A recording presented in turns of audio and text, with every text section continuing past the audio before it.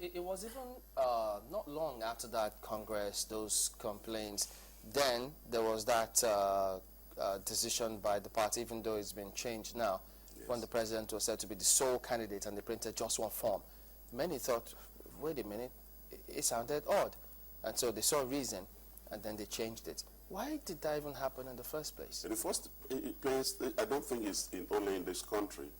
But there was some of the oldest democracies in the world. When somebody is in office and towing the line of the party and is doing everything in terms of, putting in the public domain the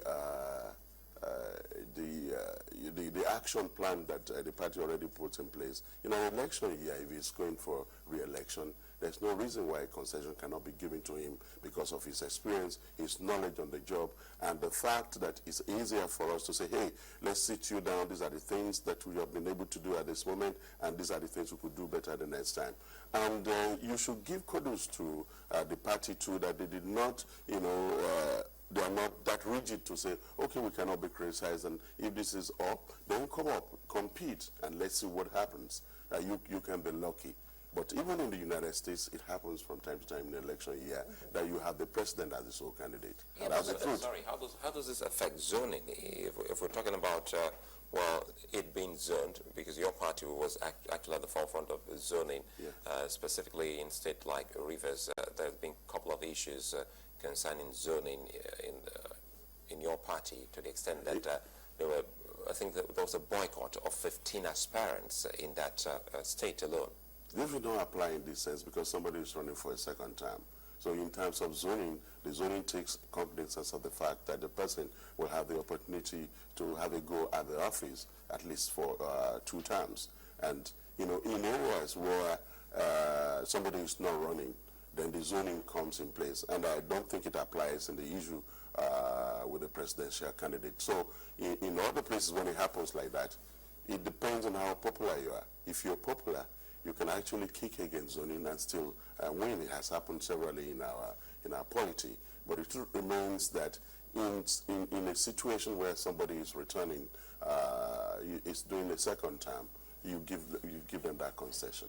But they have to let others also run, because yes, you can give concession. Absolutely, and that's the reason why we are running today. 2 other people have a significant intention to run, and they've been invited to take their forms, and I know they would take it. And by the time we are in at the Eagle Square, they have their chance. The truth remains that it's agreed, there is a consensus that if somebody is serving, you do not have to start all over again. Quite frankly, you and I can criticize a lot of things on television and or in the media just because we do not know exactly how these people arrive at taking decisions that affects all of us. And most times it's when you're there that you see how it feels. I was president at Adhere during my undergraduate days. I criticized my predecessor to Hills. And when I arrived, I discovered there are certain things I cannot move away instantly the way I thought before coming to the office. As commissioner, I worked with a couple of my colleagues, and we discovered that it's not that always easy. So that's the reason why sometimes parties say, okay, if you're going for the second term, let's give you this opportunity, and you can run for it, while we support you and we sit you down. PDP is fast changing. The question is, yes, in that situation, yeah, it's definitely up to the party to know what it wants to do, or whether it wants to support a particular candidate. If a party has shown that it's going to be supporting a particular candidate, who had already said we printed just one form, and then now say, okay, now we've thrown it open, what are the chances that the other people who are coming in will be, say that they're getting a level playing field, since the party had already shown interest or support for a particular candidate? Let them do their homework.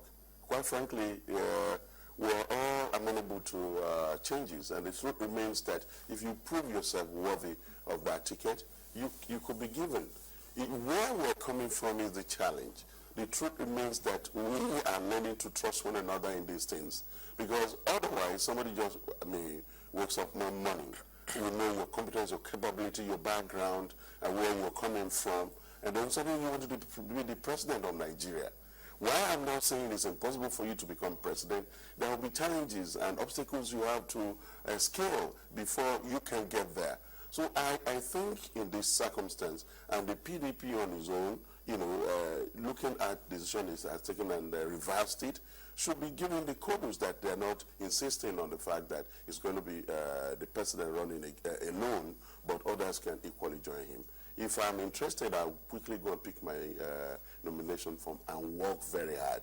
Believe me, you cannot be president of Nigeria when you have not even visited one state of the 36. No talk of 777 local governments of this country. Fewer people have traveled as much as the president did within this last few years, seeing the challenges that the country is going through. I'm trying as much as possible to meet those challenges and overcome it. The challenges you meet in office on a daily basis will teach you certain lessons no other medium can teach you. And that's why I feel if they are so interested in becoming the president of the Federal Republic of Nigeria, they too must work very hard to earn it. We always think that, a party, at least that's how our laws are structured in such a way that at the end of the day, it is the parties that matter. It is the parties that count. It is the parties that win the elections, not necessarily the individuals, much as the individuals might have a role, because of course the party must present credible individuals that can win elections for them. Yeah. But how keen would you say that parties are on fictional people they think are acceptable by the people? Or don't they have a role to play? In our party, they have critical role to play. And that's the reason why the party is supreme. Individuals have no structures in all the segments of the party structure, from ward, local government, and state. But the party is already structured. They know us. We're registered. They have assigned us duties. They know our competence and capability. And when we come up to say we are running, and you see, it begins from the grassroots, where you're from, your community, your ward, your family. Everybody can know who Mokwe is and all the long years of service and competence that you cannot run away from it when the party is taking decision.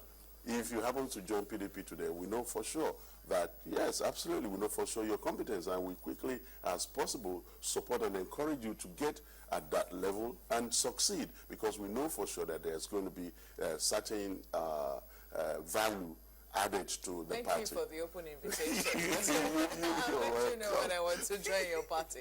But, I was looking more... Why did you say that? I was looking more critically in terms of how a party determines candidates that are sellable. Do you make a conscious effort to identify, people whom you think can actually run for that particular party? Do you make an attempt? For instance, if the leadership of the party decides that we think that this person will be the best man for the job, do they go about selling a particular candidate, not foisting him down people's throats, or him or her down people's throats, or saying this is the person we have decided on and that's it, nobody else should come close to the seat? And that's the rule of the party. And that's the reason why zoning comes in place.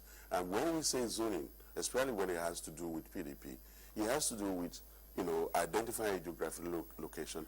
Your next duty and responsibility as a party person, I was once secretary to the party in Ondo State, is to find a very competent person who can actually advance. You see, it's a competitive world.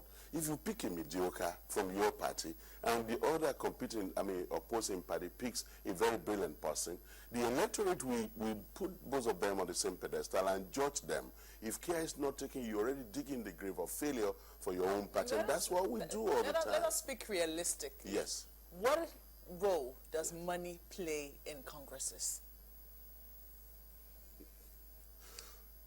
Money plays a role in all human sphere, and I think it equally plays a role in party politics. You require it for organizing, you require it for ensuring that you mobilize people, you require it for ensuring you buy airtime, because people say that money plays the greatest role oftentimes in party politics. It does, because even in all developed democracies, you have to actually get to a level of self-sufficiency before you can say you want to serve the public. And equally here in Africa, and particularly in Nigeria, money plays a role. But that does not mean that because you're a money bag, certain rules must not be followed. The party already outlined what you have to do to be a candidate. And if you follow through that process and you have resources to back it up, candidates will have to canvass, they have to run around, they have to appeal to the people, And that's probably where money is needed. So the truth remains that because you have quantum of money in your pocket does not buy you a ticket. If other areas of competence is suspect,